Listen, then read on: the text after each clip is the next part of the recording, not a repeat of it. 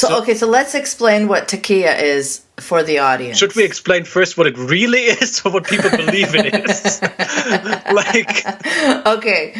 From my personal experience, I just want to say that even growing up in Saudi Arabia, I had never, ever heard of this. Ever. I don't know any Muslims in real life that have ever talked about it or have ever heard of it.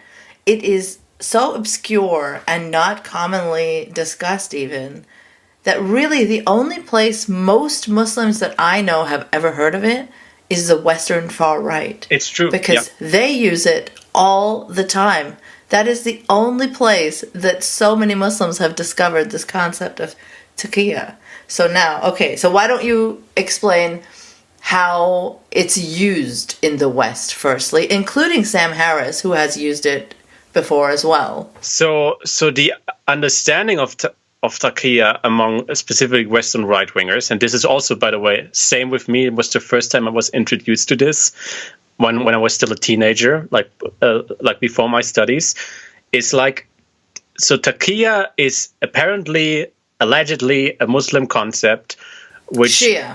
I'm first talking about the narrative. Okay. And then we talk about what it actually is. Okay. So apparently, for them, Taqiyya is a Muslim concept which allows the Muslim to basically not just the Muslim has the duty to lie to the kuffar, to the infidels, to the disbelievers, to basically, if the interest of Islam requires it. So like you as a Muslim, you have the duty to pretend or lure the kuffar into a false idea of security by pretending to be moderate, by pretending to be liberal, by pretending to be apparently also ex-Muslim, and just to strike them at the right moment when they are weak. So you can basically you can follow the secret plans of domination of Islam from behind the curtain.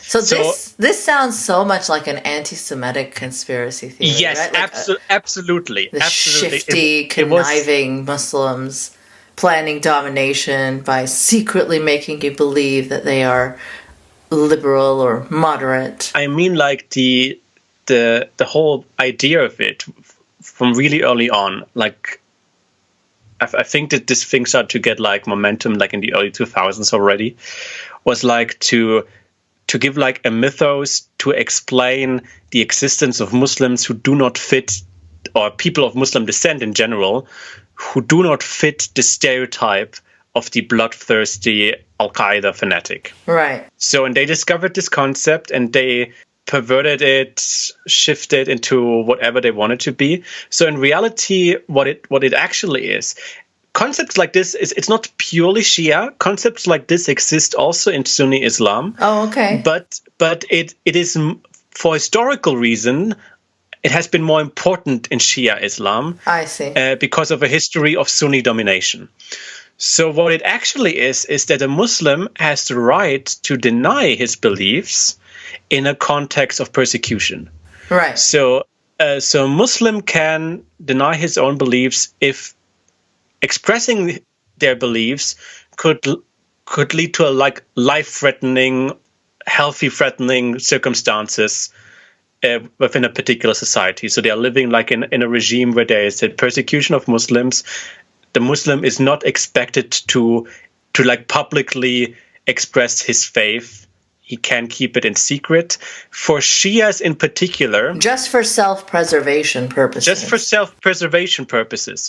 Shias in particular, this meant also historically to pretend to be Sunni.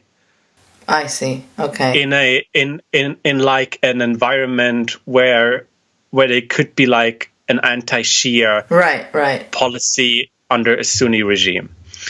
So it's not...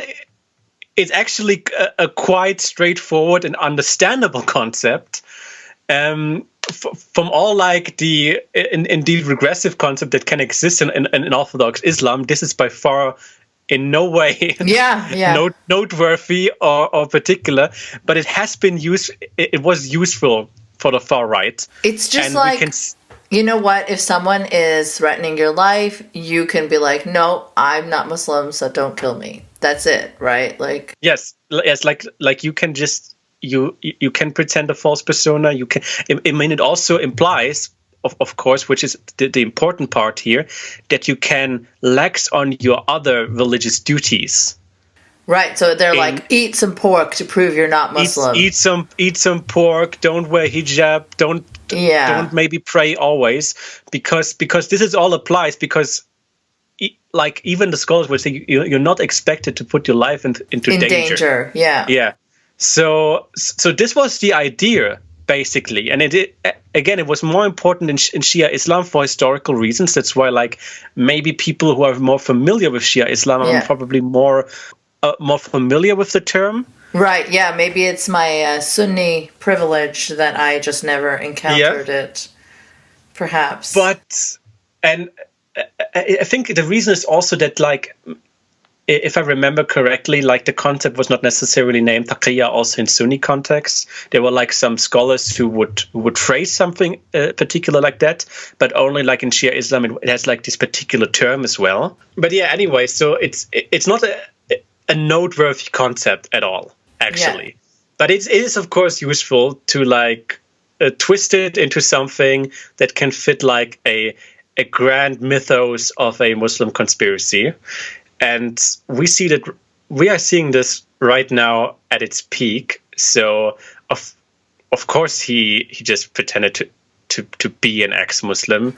Yeah, so this is like now the right-wing cope, right? After that whole narrative was completely debunked that it was a Muslim migrant and this is why Muslims should not be allowed. Now they have to come up with something. It's like, actually, he's not ex-Muslim. He was just doing Taqiyya. He was just pretending to be ex-Muslim all this time. Which is, what a shifty, conniving Muslim would do. Of course. He would plot. Of course.